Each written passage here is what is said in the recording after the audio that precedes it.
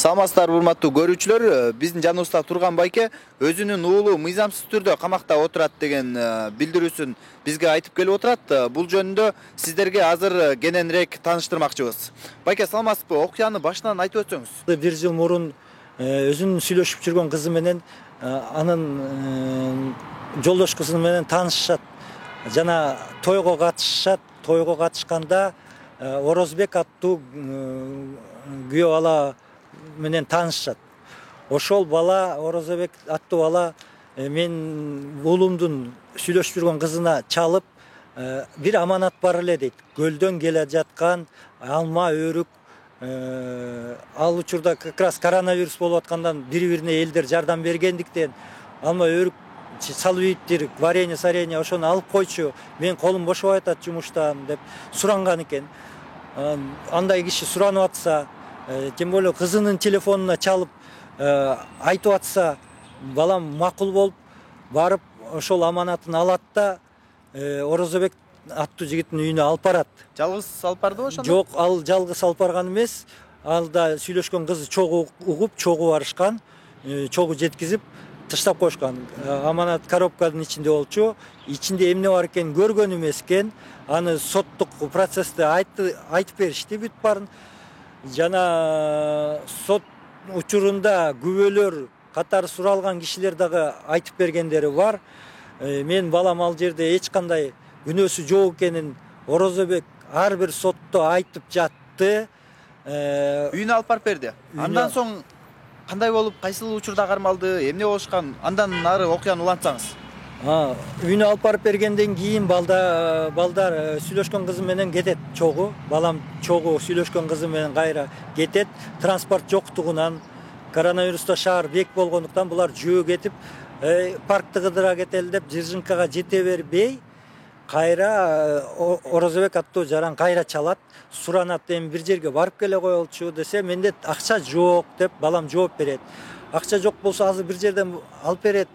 Барып келе койбойсуңбу Мадина базарга деп туруп, дагы суранып, Мадина базардан кызы мененби, ким менен бирөө менен барат.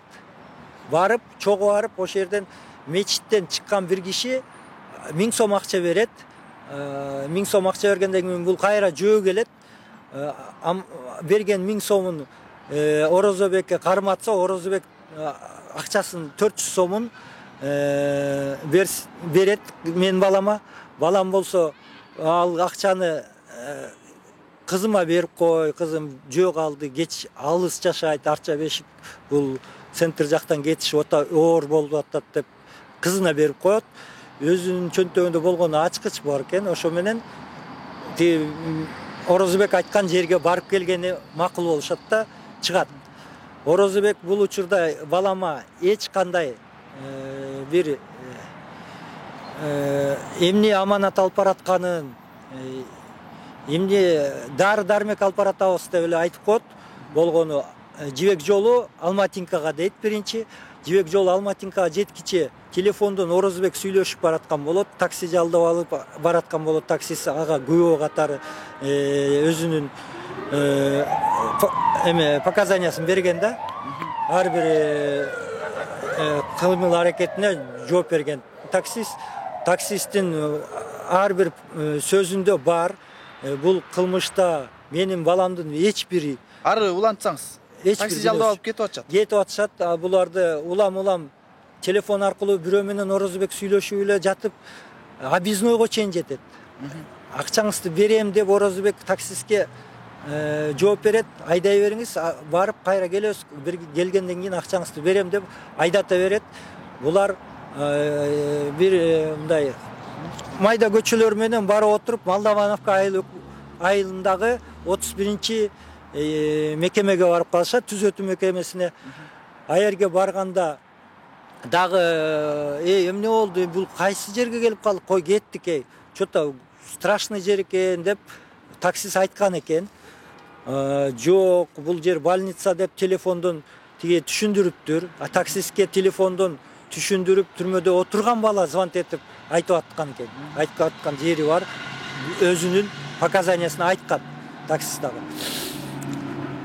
Бул жерде эми эң основной моменти наша ыргыткан деген күнөө коюшкан.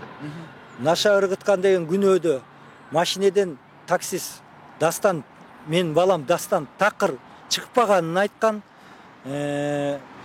машинеден түшпөгөнүн айткан таксист бала.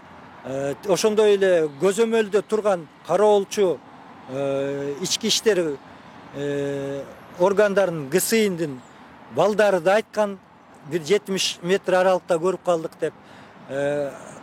Кароолдо отурган военный убактылуу служба өтүп аткан солдат бала да айткан, бир эле адам түшүп бирдекени ыргытып качты деп кыйкырганда, ошо сырткы ГСИндин сотрудниктери өзүлөрүнүн машинесин от алдырып, аркасынан кубалап киришкен.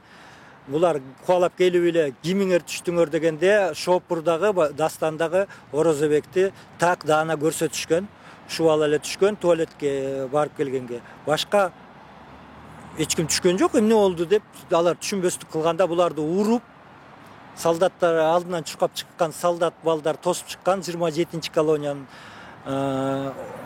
Уруп ийгенде эми кармаганда любой эле кишини колун кайрыйт, ал болчу нерсе. Мен аны деле защита кылбайм, мындай балдардын бул кыймыл аракети ошол моментте болуп калган. Алар уруп ийишкен, балдар болсо өзлөрү түшүнбөстөн эле өзлөрүн коргоонго аракет кылышкан, бирок оружияда турганда сүрдөп өзлөрүнүн психикалык, моралдык жактан кичине басым болгонбу, болбогонбу, булар сотто айтып атышат, басым болгон, бизди сабаган деп. Сот өзүнүн судебный экспертизаңар барбы деп сурап атат. Судебный экспертизам жок экен. Мен бирок баламдын соттолуп кеткенин эртеси угуп атам. Булар кармаган күнү мага эч кандай кабар берген эмес, бир тууганына айткан эмес. Бир дагы ошол тергөөчүлөр кабар берүүгө милдеттүү экенин билишип туруп, мага ата энесине кабар бербей туруп, булардын ким экенин далилдебей туруп, сотко прокуратура кызматкерине прокурордон санкция алышканда сотко өткөзүп. Кечиресиз. Ошол дубалдан ыргытты. Коробканын ичинде эмне болгон? Сот кандай деп чыгарды? Канча, эгерде наша болгон болсо, канча грамм наша болгон? Жанында коробка эчтеке табылган эмес. Бул бала коробкадагыны тиги менин балам Жыржынкадан кайра келатканда, коробкадагыларды сен жеп кой деп Орозбекке түрмөдөгү бала айткан. Болгону кичинекей дары дармегим бар, ошону мага алып келип бер, бирөөгө алып келип бер, ал өзү жеткизет. Сен дальше мага кереги жоксуң деп, аны кайра келе албай калды ал бала. Сен өзүң эле жеткизип берип койбойсуң, мен жолдо айтып берем деп, таксист аркылуу сүйлөшүп, Молдаванкага барып калып атпайбы балдарчы. Ичинде эмне болгон экен? Ичинде азыркы тастыктоо учурунда, судебный тастыктоо жүрөт экен, 138 грамм марихуана дешти, жалпы салмагы.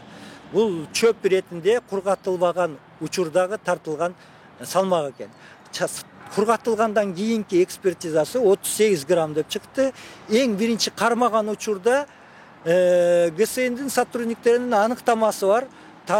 Таразага тартып кармаганда 117 миллиграмм деп, булардын чөнтөгүнөн чыккан эмес. Бул территория 31 колониянын территориясына түшүп калган наша экен. Анан булар именно ушул эмени ыргытканын күбөлөр катары болгону вышкадагы бала, ГСИнин сотрудниктери болгон, ыргыткан деген. Бирок кандай пакетти ыргыткан экен эмес, өзүнүн өңдөрүн көргөн эмес алар. Караң кечинде болгондуктан саат 10:20да кармашкан. Түнкү азыр тастыктап айтканда, түнкү 102 кызматына түнкү саат 2 эмесине менде жазылууда бул жердечи. Түнкү саат 2лер чамасында неизвестный лицо кабар берет.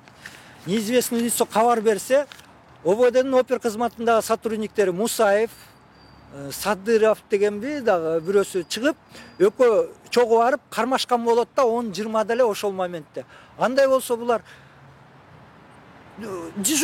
дежурный частьта отурса, кайсы себеп менен алар 31 колонияга барып калганын түшүндүрө алышпай, сот канча чакырса да келбей, прокурорду обеспечьте, пожалуйста деген сөзүнө карабай, явку свидетеля именно опер кызматкерди, анан ошол эле тергөөчүлөрдү обеспечить Ибраева дегенде 6 апрелде бул жылы болуп атат. Уже балам 1 жылдан ашык отурду, коронавирустун айынан онлайн болуп, бир соту бир айда бир соту болот. Эч бир сотунда мен арызым бар ГСИНге дагы, ГСИНдин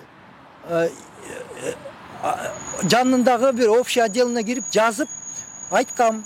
Эмнеге башка чоңдор, ошол эле Атамбаевдин иши боюнча, башкалардын иши боюнча алардын офлайн болот да, биздин жөнөкөй жарандарга жазылганбы бул мыйзамдар? Биздики онлайн болот, 1 жыл бою балам ким экенин тастыктабай туруп каматып ийгенсиңер. 2 айга деген суроого дагы эле жооп берилишик. Дагы эле жооп алган жокмун. Соттун азыркы чечимине да каршы болуп чыгам. Азыр апелляция бергенге. Кандай чечим чыкты? Сот жакында эле болду дедиңиз. Соттун чечими 5-күнү болгон. Бүгүн 1-күн. 1-күнгө чейин мен сизге соттун чечимин даярдап кагаз түрүндө берем деген, дагы эле звонок этсек даяр эмес дейт. Азыр адвокатыбыз кеткен, байланышка чыкмак. Соттун чечимин алгандан кийин ошону күтүп отурам. Азыр сиздин балаңыздын жанындагы ошол ыргыткан деп сиз айтып жаткан бала түрмөдөбү, камакта? Ооба, ал бала чогуу бир статья коюлган, 267 берене 1-2 пунктунун 2 бөлүмүнө ылайык 8 жыл деп менде ар бир соттук процесстин 8 жыл деди. 8 жыл деп айткан. Кызча, балаңыздын сүйлөшкөн кызы. Сүйлөшкөн кызы ал барбагандыктан, наркотикалык зат бар экенин билбегенинен, шопур баланы дагы жана Яндекс таксини ал күнөөлүү эмес деп көрсөтүп коюшкан. Эми факт боюнча действительно ал таксист деген өзү милдетин аткарып айдап бар деген жерге, жалдаган киши айдап бар деген жерге алды, айдап барган акчасын.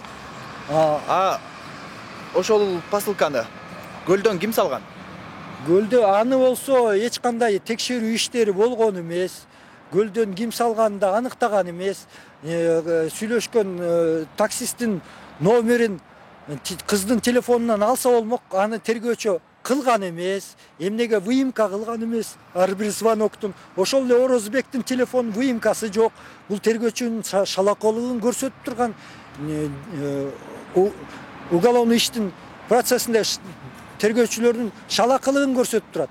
Мен ушундай азыркы убакта буларды жоопко тартыш керек. Булар кызмат учурунан пайдаланып, өзүнүн кызматтык милдетин аткарбай, так дана адамдын тагдырына балта чапкан жаранын аркасынан менин балам эртең бирдеке болуп кетсе, ким жооп берерин да билбей турам да.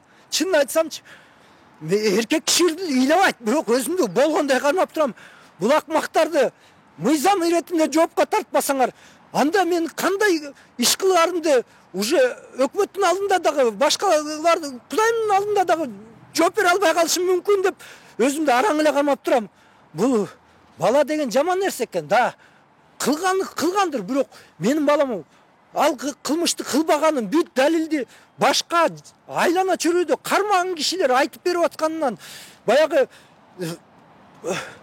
ГСИНдин сотрудниктери чындыгын айтып берип аткандан, кокустан кармаган учурда эми болот, кокусту колун кайрып кармашат, жөн эле кармабайт адамды. Булар ачыгын айтканынан мен алардын там бердим.